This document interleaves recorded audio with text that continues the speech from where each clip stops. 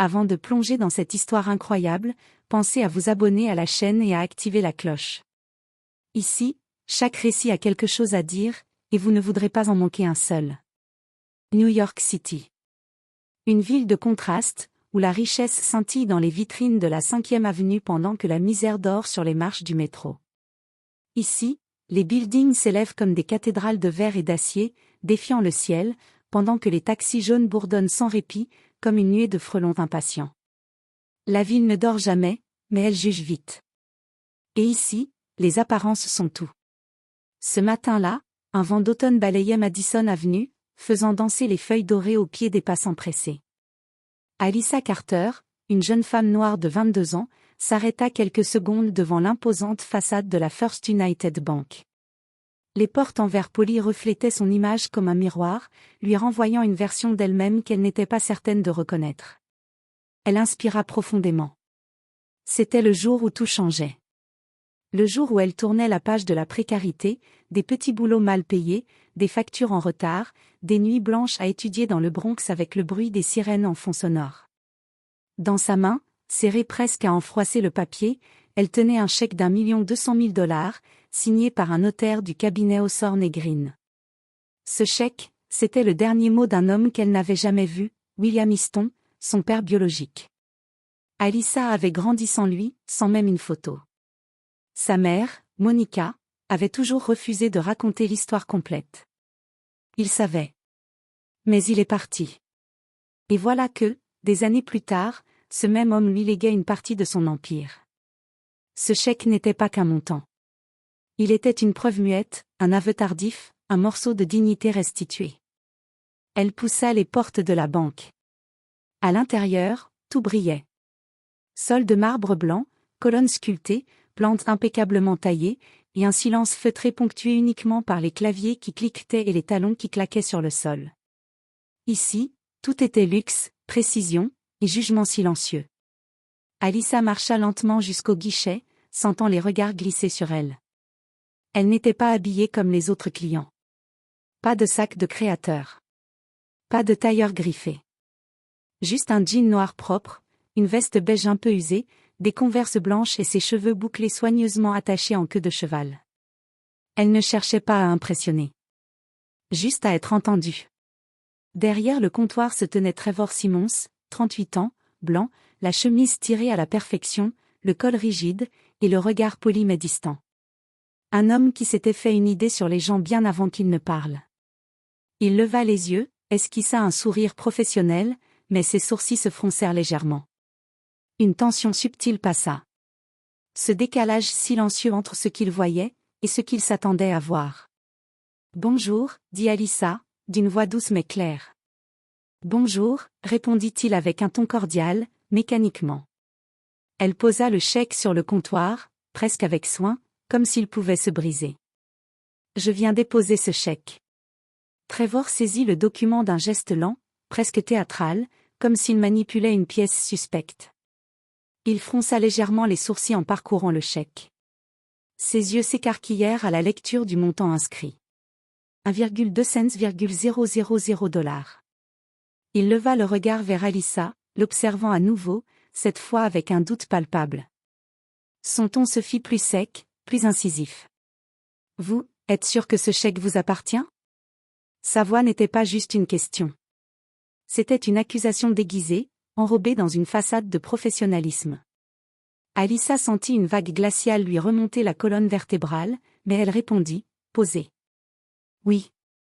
Il m'a été remis par le cabinet Hawthorne et Green. »« Hawthorne et Green » répéta Trevor avec un demi-sourire moqueur, comme si le nom sonnait trop prestigieux dans la bouche d'une cliente comme elle. « Ils ont traité la succession, » ajouta-t-elle calmement. Trevor hocha lentement la tête, et reprit, d'un ton qui se voulait neutre, mais suintait la condescendance.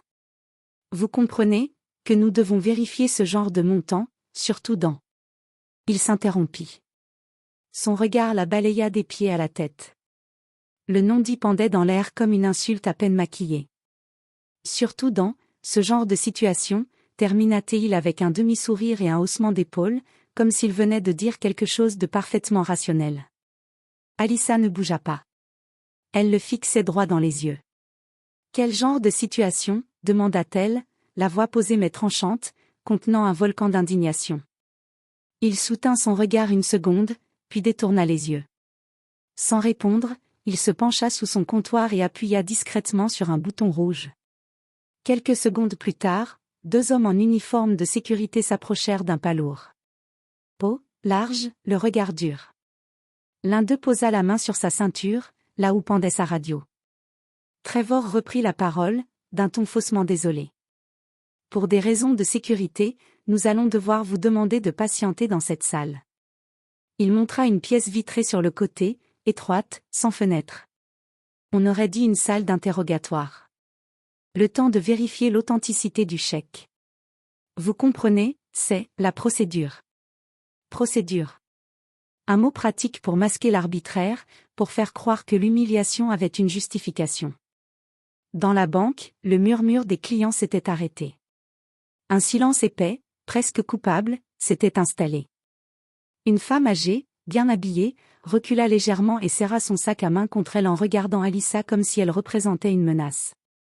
Un homme en costume souffla bruyamment, comme s'il était agacé d'avoir à partager le même espace qu'elle.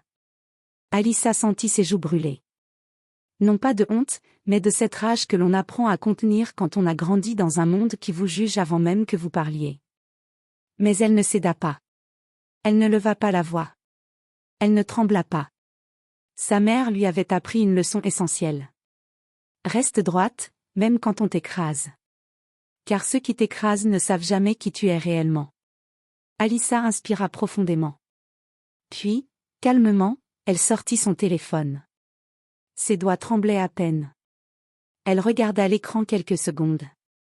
Le numéro était là. Elle ne l'avait encore jamais composé. Elle l'avait longtemps gardé comme une relique, un dernier lien vers un monde auquel elle n'appartenait pas, jusqu'à aujourd'hui. Elle appuya. Une sonnerie. 2. Puis une voix grave, posée. Allô? Bonjour. Je suis à la banque. On refuse de traiter le chèque. Une brève pause. Je crois qu'il est temps que vous veniez. Elle raccrocha, leva les yeux vers Trevor, puis vers les 2 agents de sécurité. Elle leur offrit un sourire léger, presque désarmant. Je vais attendre ici. Je ne bouge pas. Le regard de Trevor se troubla. Il ne le savait pas encore, mais la tempête qu'il venait de déclencher dépasserait de loin les murs climatisés de cette banque. 20 minutes plus tard. Le silence s'était installé dans la First United Bank comme un brouillard froid. Alyssa était toujours assise, droite, digne, dans la salle vitrée. Les clients continuaient leurs opérations, mais leurs yeux revenaient sans cesse vers elle, curieux, soupçonneux ou indifférents. Trevor jetait des regards nerveux vers l'entrée toutes les 2 minutes, tapotant nerveusement son clavier sans vraiment taper. Puis, les portes de verre s'ouvrirent brusquement. Un courant d'air s'engouffra dans le hall marbré, faisant frémir les feuilles des plantes et taire les conversations. Un homme entra. Grand. Élégant. La cinquantaine solide. Cheveux poivre et cils soigneusement coiffés, lunettes fines, costume en laine grise parfaitement ajusté, chaussures en cuir italien brillantes.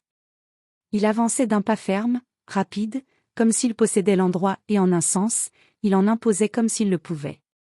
Le sol résonnait à chacun de ses pas. Une aura de pouvoir, froide et nette, l'enveloppait. Les clients s'écartèrent d'instinct. Les guichetiers levèrent la tête. Un murmure traversa les employés. Un seul nom fut chuchoté. C'est Walter Hawthorne. Il n'avait pas besoin d'être annoncé. Sa seule présence était un avertissement. Walter s'arrêta au centre de la pièce. Son regard balaya les lieux, jusqu'à se poser sur Alyssa, toujours assise, toujours droite. Leurs yeux se croisèrent. Pas un mot. Juste un signe de tête, imperceptible. Une reconnaissance silencieuse. Puis, il tourna les talons et se planta devant le comptoir. Sa voix fendit l'air, glaciale, tranchante. Qui ici a humilié ma cliente? Un frisson traversa la salle. Trevor blêmit. Son visage se vida de son sang. Il tenta un sourire, hésitant. Je crois qu'il y a eu un malentendu. Avant qu'il ne puisse ajouter un mot, le directeur de la banque arriva au pas de course, la cravate de travers, essoufflé. « Monsieur Hawthorne. Quelle surprise! Nous ne savions pas que vous. » Walter se tourna lentement vers lui, avec un calme plus redoutable que la colère. « Vous n'avez pas besoin de savoir que je viens, quand il s'agit de justice. » Il désigna Alyssa d'un geste de la main. « La jeune femme ici présente est l'unique héritière légale de William Easton. Ce chèque est authentique, émis par mon propre cabinet. Elle n'a rien à prouver à personne ici. » Un murmure stupéfait parcourut les clients. Plusieurs visages se figèrent. Certains baissèrent les yeux, honteux. Walter se tourna à nouveau vers le personnel. « Et pourtant, vous l'avez traitée comme une voleuse. » Interrogée. Placée sous surveillance. Exposée au regard de toute la salle comme si elle avait fait quelque chose de mal. Il s'avança d'un pas vers le directeur, son regard brûlant d'une colère froide et maîtrisée. « J'espère que vous êtes prêt à expliquer cela aux médias, à vos actionnaires, et au conseil d'administration de cette banque. » Le directeur se figea. Il avait blêmi. Littéralement. « Mademoiselle Carter, je vous prie de nous excuser au nom de toute l'institution. Ce comportement est totalement inacceptable. Nous allons tout arranger. » Walter Hawthorne ne dit rien. Il se contenta de le fixer, puis tourna la tête vers Trevor, qui se raclait nerveusement la gorge, cherchant ses mots. « Écoutez, j'ai suivi la procédure, enfin, ce n'est pas personnel, vous comprenez. » Walter leva la main pour l'interrompre. « Il y a des erreurs, monsieur Simmons, qu'on ne répare pas avec des mots. » Il laissa un silence planer. Seulement avec des conséquences. Trevor baissa les yeux. Il savait. Walter se tourna une dernière fois vers Alyssa. Il s'approcha, et dans un geste aussi tendre que discret, posa la main sur son épaule. « Tu n'auras plus jamais à prouver ta valeur à personne, » dit-il simplement. Pour la première fois, Alyssa sentit un os se délier dans sa poitrine. Les larmes lui montèrent aux yeux, mais elle les retint. Elle hocha simplement la tête. Elle n'était plus seule. Et toute la ville le savait désormais. Le lendemain matin, les serveurs des réseaux sociaux surchauffaient. Une vidéo de 2 minutes et 47 secondes venait de devenir virale. Filmée discrètement par un témoin avec son téléphone, elle montrait une jeune femme noire, debout, calme, sous le regard froid d'un employé de banque et entourée de 2 agents de sécurité. Puis, l'entrée théâtrale d'un homme en costume, Walter Hawthorne. Son ton, sa posture, ses mots coupants. Tout était là. La vidéo était intitulée. Il pensait qu'elle n'avait rien, jusqu'à ce que son père entre. Le hashtag Alyssa Carter inonda les fils d'actualité en quelques heures. Sur X, TikTok, Instagram et même LinkedIn, la séquence faisait écho. Les commentaires affluaient par milliers. C'est toujours la même histoire, mais cette fois, elle avait quelqu'un pour la défendre. Le calme d'Alyssa face à l'humiliation est une leçon de force. Walter Hawthorne est une légende vivante. Voilà ce que c'est, le pouvoir au service de la justice. Les médias traditionnels s'emparèrent de l'affaire. Des émissions de débat, des chroniques sociales, des articles d'opinion analysèrent les biais raciaux dans le monde bancaire, l'arrogance des institutions, et surtout, l'identité d'Alyssa. Ce que le monde ignorait encore, c'était l'histoire qui se cachait derrière le chèque. Derrière ce nom, Alyssa Carter. Des documents filtrèrent. Des journalistes investiguèrent. Et la vérité émergea, couche par couche, comme une lettre posthume à la société. William Easton, PDG blanc d'un empire de la construction, père de famille et visage propre de la haute finance new-yorkaise, avait mené, durant plus de 2 décennies, une double vie émotionnelle. À la fin des années 90, alors qu'il visitait un chantier d'hôpital, il avait rencontré Lena Carter, une infirmière noire de Harlem. Une femme droite, vive, passionnée par la santé communautaire. Leur relation, profonde mais secrète, avait duré 3 ans. De cette union était née Alyssa.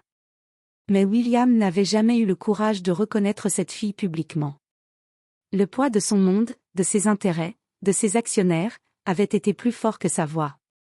Dans son testament, retrouvé par le cabinet Hawthorne et Green, il écrivait : À ma fille Alyssa, que j'ai aimée en silence, mais à qui je n'ai pas donné sa place. Voici le seul geste que je peux encore faire. Tu es ma plus grande vérité. Je t'en demande pardon. Walter, quant à lui, avait tout su. Il avait juré à son vieil ami, dans ses derniers jours, de veiller sur Alyssa. Et il avait tenu parole. Avec discrétion. Jusqu'à ce que l'heure vienne de faire éclater la lumière.